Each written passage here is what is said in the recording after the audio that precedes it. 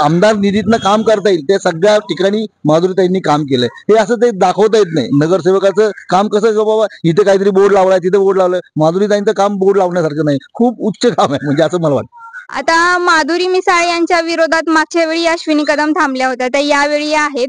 तर मग त्यांचं किती कॉम्पिटिशन वाटतं तुम्हाला? अश्विनीताईंचं पण काम आहे, अश्विनीताईंचं हे नाही, पण कॉम्पिटिशन असं नाही, माधुरीताईच आहे. बरं, तुम्हाला काय वाटतं? म्हणजे मला वाटतं अच्छा, तिला नाही, असं सगळ्यांनाच वाटतं. हिंदू विचाराचा उमेदवार आहे, त्याला हिंदू पूर्णपणे सपोर्ट राहील.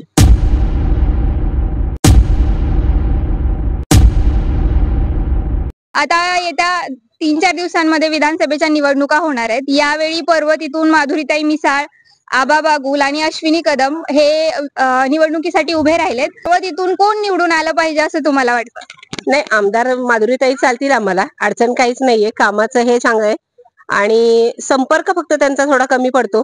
संपर्क त्यांनी जर साधला म्हणजे 5 वर्षात प्रत्येक प्रभागात जरा भेटल्यात तर त्यांनी अजून आम्हाला त्यांना आमच्या अडचणी त्यांना सांगता येतील.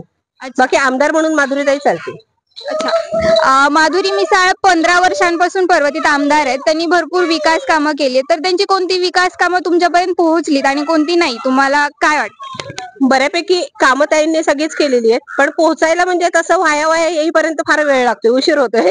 पण ताईंचं कामाचं जे प्रभागातलं आहे ते एकंदरीत कळत असतात. कामं चांगली आहेत, संसदेत विषय चांगले म्हणतात, म्हणजे प्रॉपर लोकांच्या ज्या समस्या आहेत त्या ताई खूप छान म्हणतात. अच्छा, आता माधुरी मिसाळ यांच्या विरोधात मागच्या वेळी अश्विनी कदम थांबल्या होत्या, त्या यावेळी आहेत. तर मग त्यांचं किती कॉम्पिटिशन वाटतं तुम्हाला? अश्विनीताईंचं पण काम आहे, अश्विनीताईंचं हे नाही, पण कॉम्पिटिशन असं नाही, माधुरीताईच आहे. बरं, तुम्हाला काय वाटतं? म्हणजे मला वाटतं अच्छा, तिला नाही, असं सगळ्यांनाच वाटतं, कारण तिच्यामुळे त्या आम्हाला म्हणजे आम्ही त्यांना ओळखतो जास्त. अच्छा, तुम्हाला काय वाटतं की म्हणजे माधुरीताई मिसाळ या पुन्हा निवडून आल्या पाहिजेत का, की नव्या चेहऱ्याला संधी मिळाली पाहिजे? निवडून आल्या तर चांगलंच आहे, जास्तीत जास्त त्यांनी कामं करावी एवढंच म्हणणं आहे. आणि काय होतं की जे 15 वर्ष ताईंनी काम केलेलं आहे त्याच्यामुळे ताईंना संसदेतला अनुभव चांगला आहे. विषय मांडायला ताई तितक्या तत्परतेने मांडू शकतात. आता नवीन उमेदवार मान्य, नवीन चेहरा आला पाहिजे, पण नवीन चेहऱ्याला पुन्हा ती नव्याने सुरुवात करायला लागेल. ताई त्याच्यामुळे मुरलेल्या आहेत, ताई मांडू शकतात आणि भांडवू शकतात. आणि ताईंशी व्यक्तिशः आल्या तरी आम्ही जाऊन बोलू शकतो. ताईंचे चेहरे इतके प्रॉपर लक्षात राहतात की त्या नावानिशी नंतर जाऊन भेटलं तर सांगतात की तू इथे आहे. म्हणजे हाय महत्वाचं आहे त्यांचं की त्या फक्त ठीक आहे निवडणुकीच्या ह्यानीच त्या 5 भेटतात, पण त्यांच्या एकंदरीत व्याप तेवढा असेल, तोही असेल, पण ऑफिसला गेलात तुम्ही काय गेलात तर टाळाटाळ होत नाही, भेटणं होतं.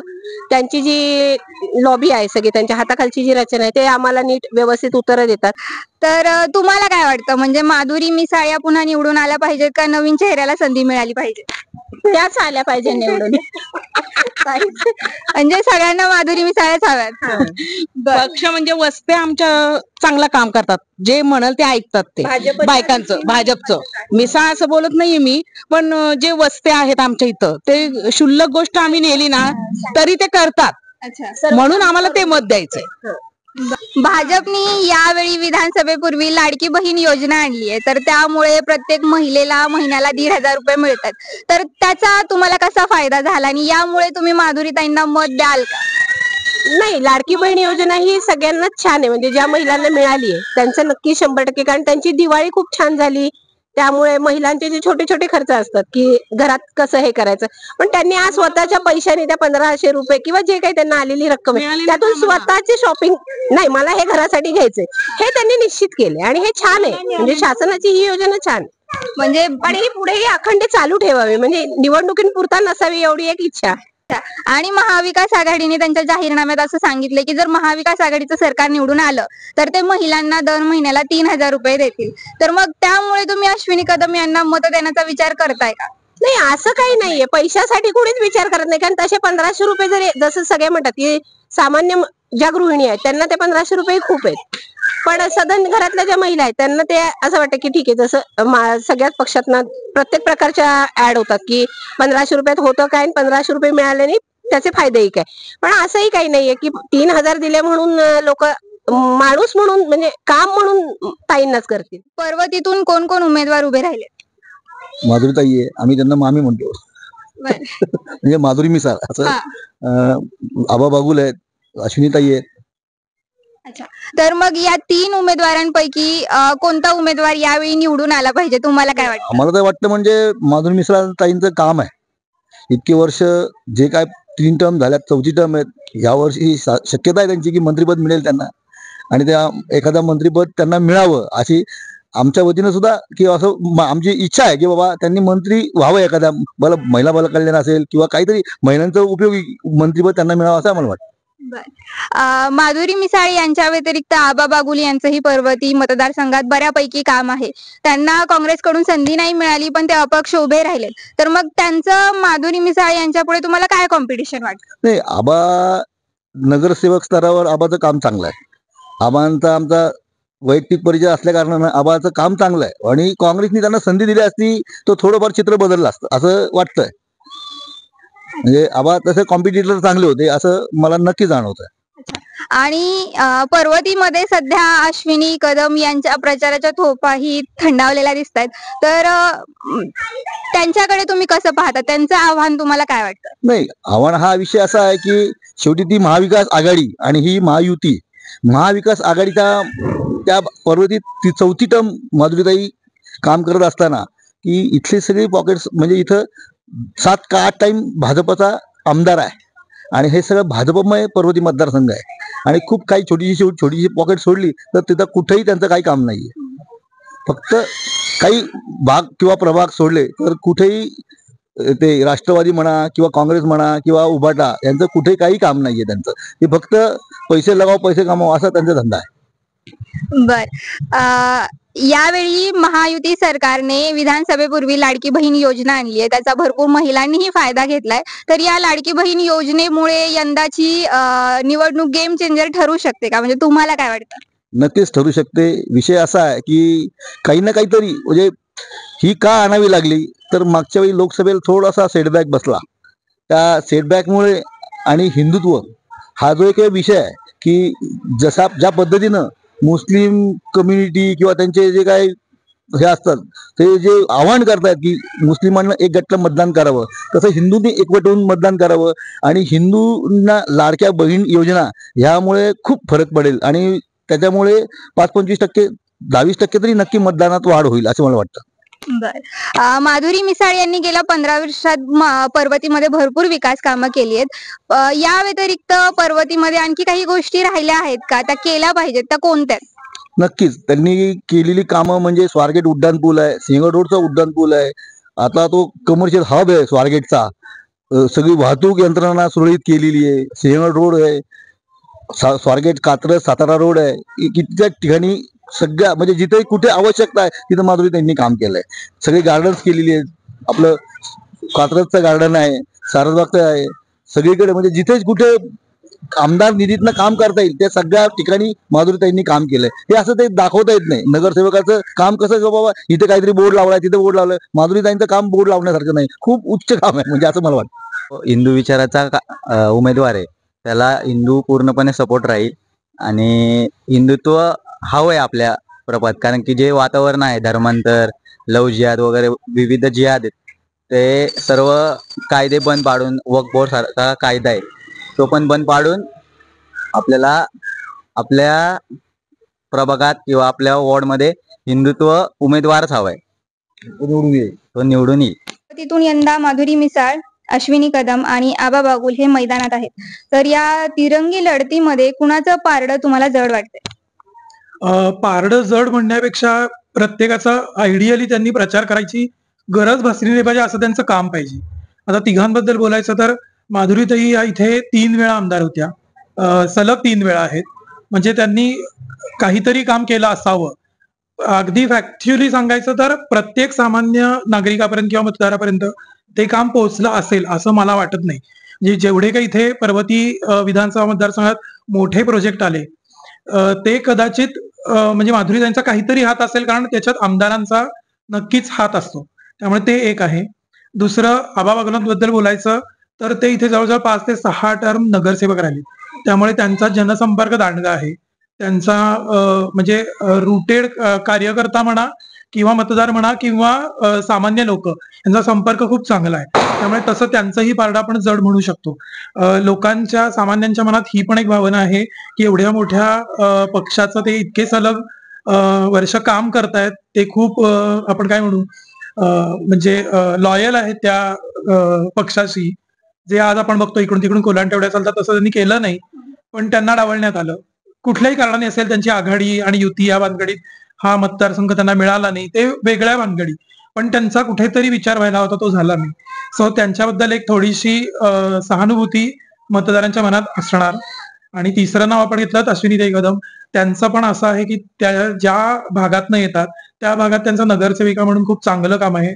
कारण एक काळ असा होता की इतर कोणत्याही प्रस्थापित पक्षांपेक्षा त्या अपक्ष असूनही त्याच निवडून आल्या होत्या. म्हणजे अगदी आपण असं सामान्य भाषेत बोलायचं तर भाजपच्या बालेकिल्ल्यात त्या अपक्ष म्हणून निवडून आल्या होत्या. हे केवळ आणि केवळ त्यांच्या कामामुळे.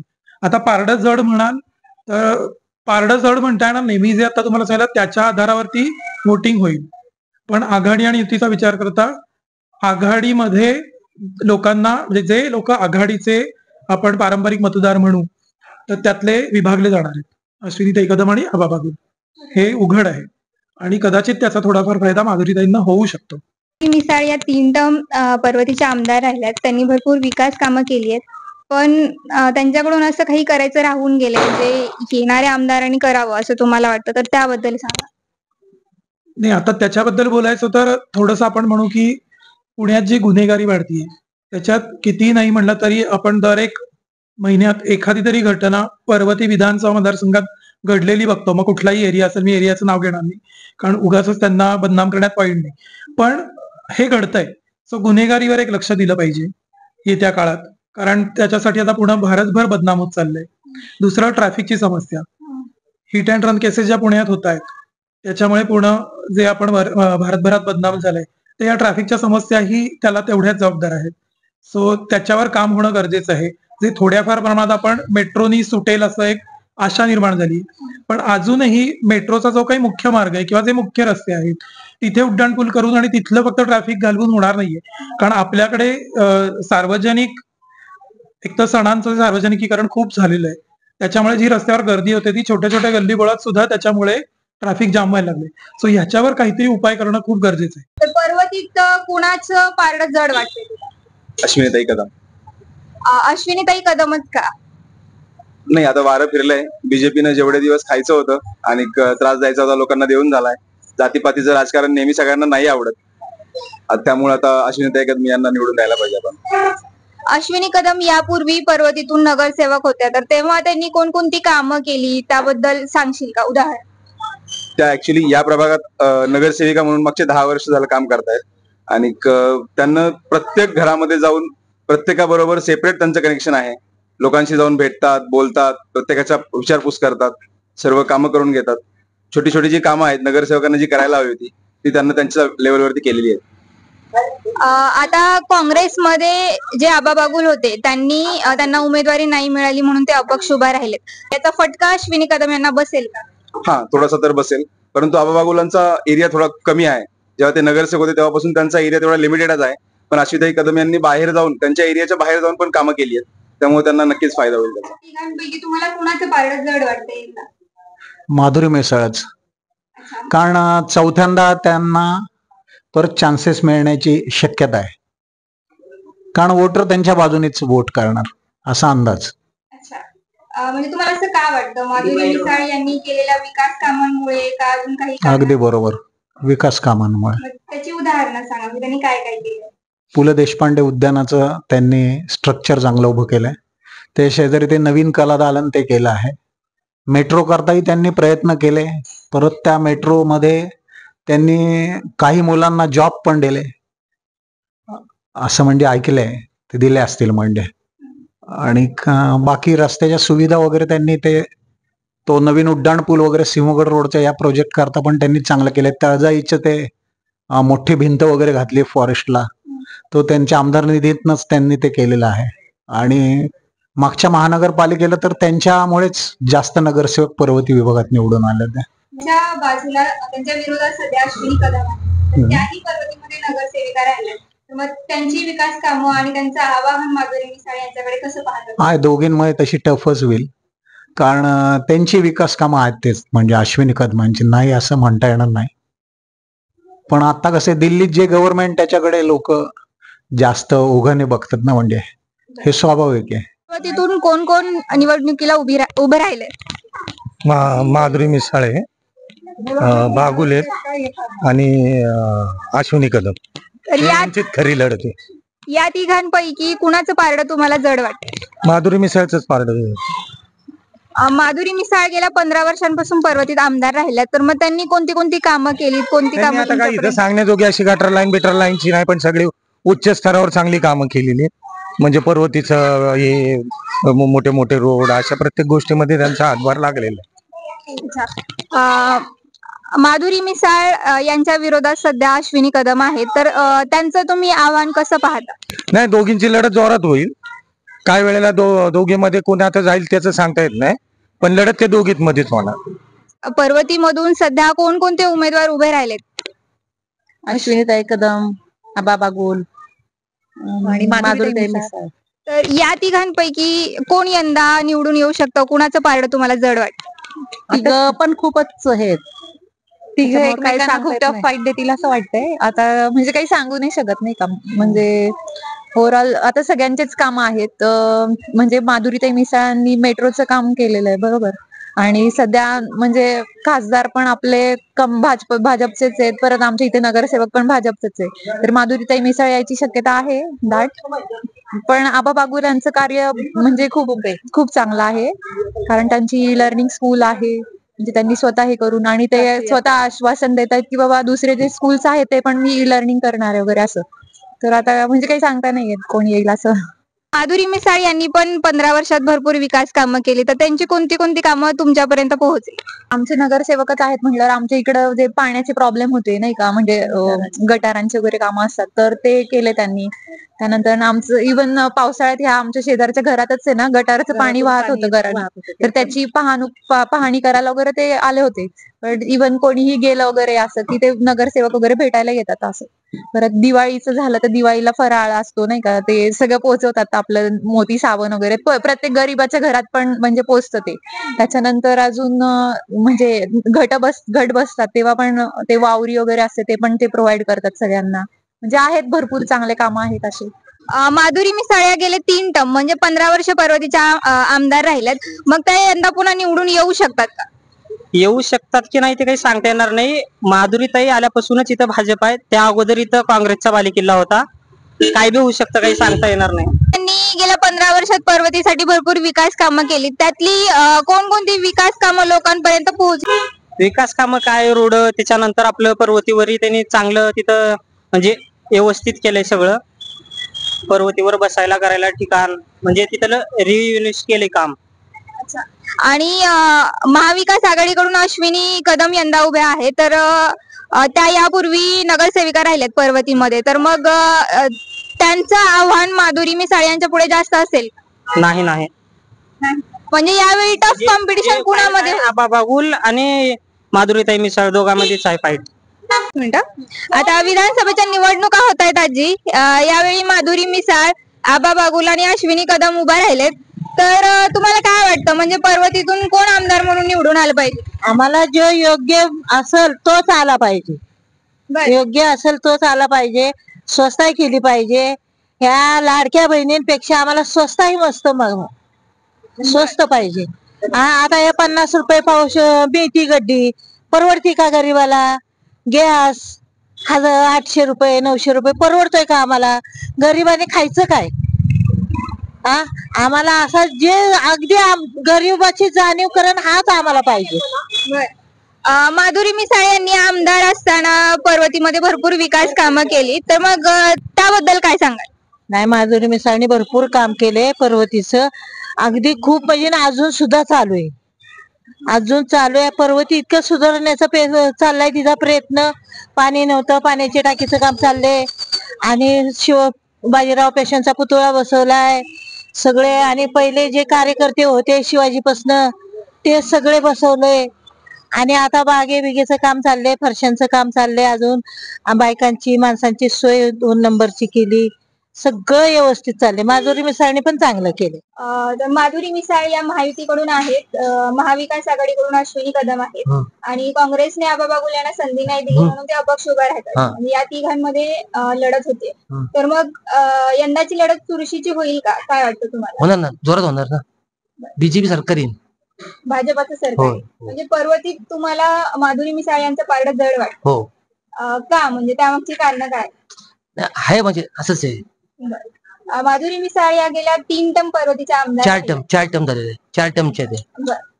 तर मग त्यांनी या वर्षभरांमध्ये काय काय विकास कामं केली? भरपूर कामं केली. आता पर्वतीचं काम केलंय, नवीन काय उड्डाण पूलचं केलेलं आहे, स्वारगेटचे ना काय जोडी ते तिथलं पण त्यांनी केलेलं आहे.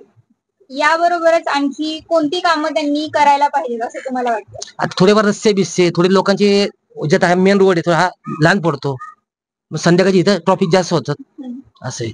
तर मग तुम्हाला कोणती तुमची कामं त्यांच्याकडून करून घ्यावी वाटते? रस्ते बिस्तेची जरा रस्ता मोठा व्हायला पाहिजे. परत इथं लाईटीला हे खांब नाहीये असे, लाईटचं जरा, पाण्याचा जरा थोडा प्रॉब्लेम चाललाय आमच्या, सारखं पाणी जाते असे आहे. आमच्याकडे भरपूर आहे कामं त्यांच्याकडे करून घ्यायचे असे, म्हणून आमची इच्छा की त्यांनी यावं. येत्या 2-3 दिवसात आता विधानसभेच्या निवडणुकांसाठी मतदान पार पडणार आहे. पर्वतीमध्ये महायुतीकडून माधुरीताई मिसाळ उभ्या आहेत. त्यांच्या विरोधात महाविकास आघाडीकडून अश्विनी कदम यांना तिकीट मिळाले आणि आबा बागुल जे काँग्रेसमध्ये होते ते अपक्ष उभे राहिलेत. तर मग या 3 उमेदवारांपैकी पर्वतीत कुणाचं पारडं जड वाटतंय तुम्हाला? तसं बघायला गेलं तर आबा बागुलचं पण पारडं जडच आहे. अश्विनीताई कदम हे तिन्ही कामं करणारे आहे. अश्विनीताई कदम पण कामं करणारे आहे, आबा बागुल पण कामं करणारे आहे, मिसाळताई पण आहे. त्यामुळे तर कोणाचं बाजू आहे काही सांगता येत नाही. आणि हे राजनीती आहे, कोणाकडे कधी घसरेल काही सांगता येणार नाही. म्हणजे ही जी तिरंगी लढत आहे ती एकदम चुरशीची होईल असं तुम्हाला वाटतं? होईल, जबरदस्त होणार आहे तिघांची लढत, कारण तिघही कामं करणार आहे. माधुरी मिसाळ ह्या गेल्या 3 टर्म पर्वतीच्या आमदार राहिल्यात. त्यांनी 15 वर्षांमध्ये इथे भरपूर विकास कामं केली. त्यातली म्हणजे तुम्हाला काय माहिती आहेत उदाहरण? नाही, त्यांच्या म्हणजे आम्ही पहिल्यापासून त्यांच्याच साईडने होतो. पहिल्यापासून आम्ही आमच्याकडे येणं जाणं होतं. त्यांची मुलाखतांची म्हणजे चांगलं कामं करणारे, हेल्प करणारे हे. आणि आबा बागुलचे पण आम्ही इकडे राहायला आलो तसं आमच्या आबा बागुलचे पण आमचे संबंध चांगले आहे. अच्छा, त्यांनी पर्वतीसाठी काय कामं केलीत, काही माहिती आहे तुम्हाला, उदाहरण सांगू? म्हणजे भरपूर कामं केली आहेत. देणीची हे ते कुठं काय आपण फोन करून बोलवलं की येणं, सगळे म्हणजे आबा बागुल पण हे पण सगळे कोणालाही बोलवलं की येतात, नाही म्हणत नाही. महायुती सरकारने विधानसभेपूर्वी भरपूर योजना आणल्यात. त्यामध्ये सगळ्यात जास्त चर्चेत राहिली ती लाडकी बहीण योजना. तर मग या योजनेचा महायुतीला म्हणजे थोडक्यात भाजपला फायदा होऊ शकतो का, काय वाटतं? होणार. भरपूर जणांनी हा लाडक्या बहिणी योजनेचा खूप जणांना मिळालेला आहे. त्यामुळे त्यांना हा फायदा भरपूर जणांना झालाय. त्यात हाफ तिकीटचं पण झालेलं आहे. जनता त्यांच्यापासून खुश आहे.